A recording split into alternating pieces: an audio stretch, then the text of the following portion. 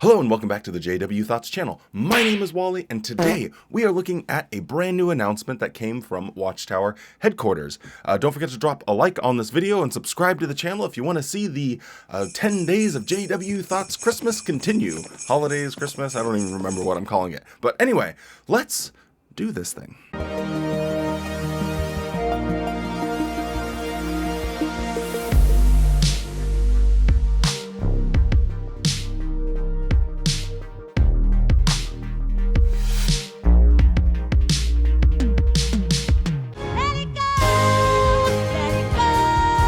This announcement has to do with pioneers. So for those of you that don't know, a pioneer is someone that says they will do 70 hours per month, knocking on doors, standing by carts, free work for Watchtower. They're not paid for any of this activity. Now, during the pandemic, they had to remove that 70-hour requirement just because it wasn't feasible. And we saw an increase of pioneer publishers that was a little bit abnormal. I won't get you too bogged down with all of the statistics and everything, but just to mention it briefly, according to Watchtower in 2017, there was an average publishers of 8,248,000 and an average pioneers of 1,248,000. In 2019, that number increased to 8,471,000 and 1,277,000.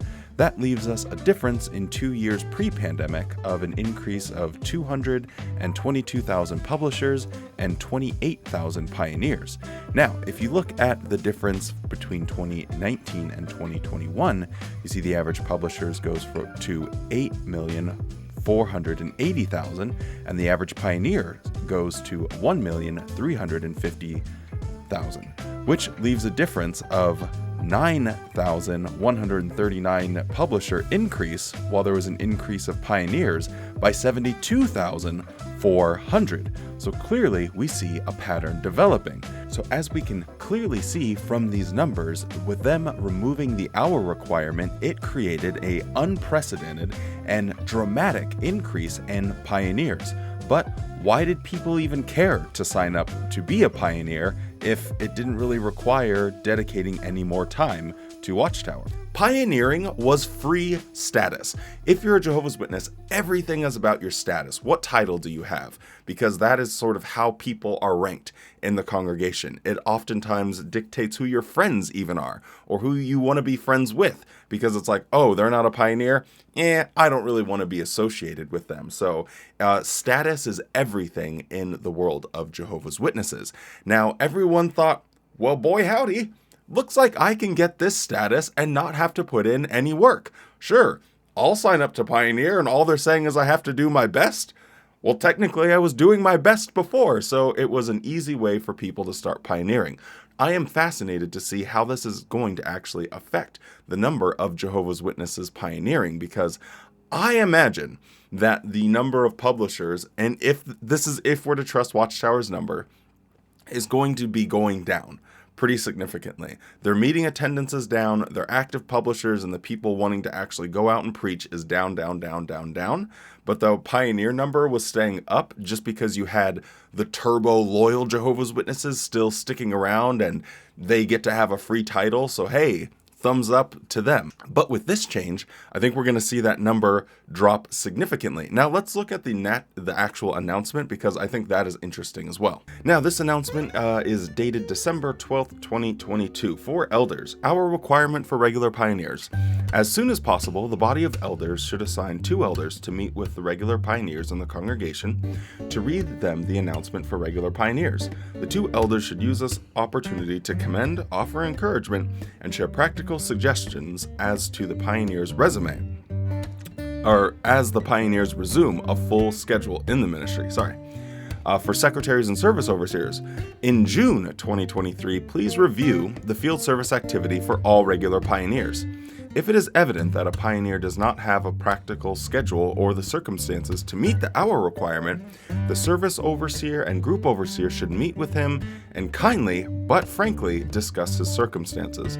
This will be an opportunity to provide the pioneer with practical suggestions and appropriate assistance. So the way they're going to go about this is the old 2 elders come up to you and immediately, if you're a Jehovah's Witness or you have been a Jehovah's Witness, you know your heart starts pounding immediately anytime the elders are like, hey, can we talk to you? But it is interesting that they're like, hey, can you share practical suggestions and offer encouragement? So I don't know if this is going to be them on their hands and knees begging them, please, please, please, can you just try and pioneer? We don't want to see our pioneers in the congregation go from 20 back down to 4 or 5. Now, just for a little personal insight, pioneering is absolutely draining and it offers little to no reward. You are constantly on a hamster wheel, knocking on doors, standing by carts, and it accomplishes absolutely nothing. And it's my experience that most pioneers felt this way. Most of the pioneers that I ever talked to or interacted with felt like, they're doing it for Jehovah, they're doing it for the angels, but they never actually saw those real results from their hard work. It was like, well, I placed some magazines and tracts in people's hands and I showed them a video.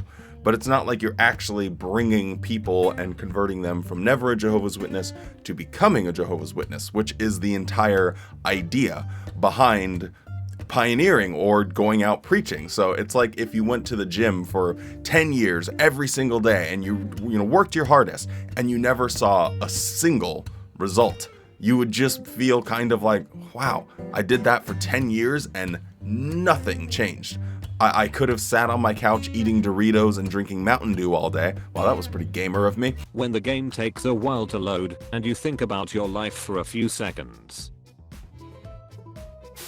Anyway, and I would have looked exactly the same. I would have felt exactly the same.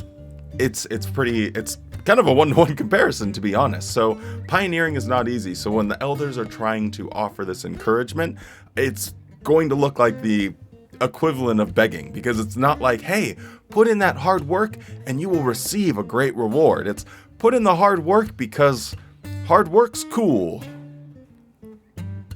And then they're going to have the follow-up visit in June, so let a few months go by, see if they're able to hack it, or see if they just continue to actually lie about their time, or continue just to do letter writing and online witnessing, or whatever the case might be. But if you think that you can just do online witnessing, well, we also have another announcement that we need to talk about.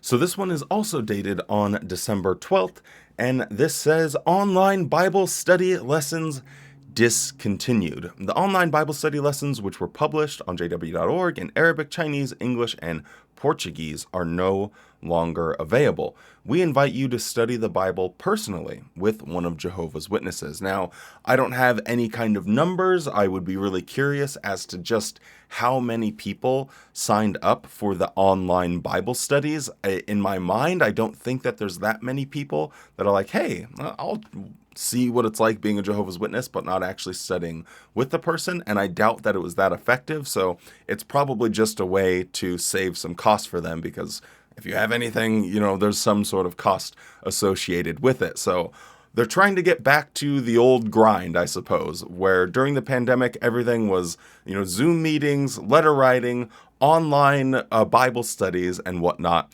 Now they're like, okay, let's try and get back to our roots, knocking on people's doors, actually showing up to in-person meetings, and, studying the Bible with people in person. So they're trying to get back to the IRL Jehovah's Witness strategy, but I think they're going to find the results from this a big, stinky, wet fart, and they're going to realize that their optimal way of operating is going online. Hey, tell people it's okay, as long as they're donating money to just join in on Zoom, and stop harping on people to go and knock on people's doors, and stop trying to nag them constantly to get their butts back into a Kingdom Hall in person, especially after you sold the Kingdom Hall that they had worked for 20 years to pay for. Anyway, thank you so much for joining me for this little news update. I hope you're enjoying the 10 Days of JWT Christmas. If you're still here, don't forget to drop a like on the video and subscribe, and I will see you tomorrow.